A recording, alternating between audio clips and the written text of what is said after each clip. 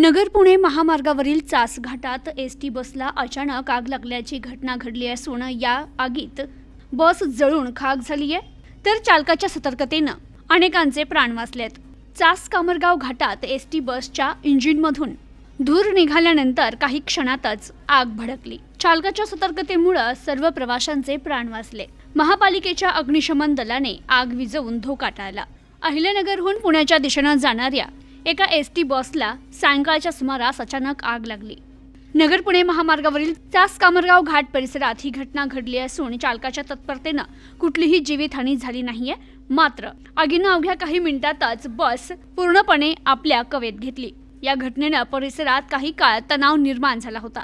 बस नगरहून पुण्याच्या दिशेने जात असताना बसच्या इंजिनमधून अचानक धूर निघू लागला। ही बाब चालकाच्या लक्षात येताच त्यानं तात्काळ बस रस्त्याच्या कडेला उभी केली आणि सर्व प्रवाशांना बसमधून खाली उतरण्यास सांगितलं, तर प्रवाशांनी देखील घाबरत आणि गोंधळामध्ये बस खाली केली। चालकाने बसचे बोनेट उघडून पाहिले असता इंजिन परिसरात आग लागल्याचं दिसून आलं। ही आग इतकी वेगाने पसरली की काही क्षणातच संपूर्ण बसनं पेट घेतला।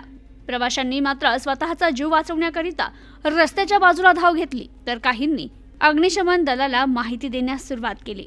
अहिल्यानगर महानगरपालिकेच्या अग्निशमन पथकाने घटनास्थळी धाव घेत अथक प्रयत्नानं आग आटोक्यात आणली। या घटनेत बसचं मोठं नुकसान झालं असलं तरी सर्व प्रवासी मात्र सुखरूप आहेत। Bureau report, news today 24, Ahilyanagar.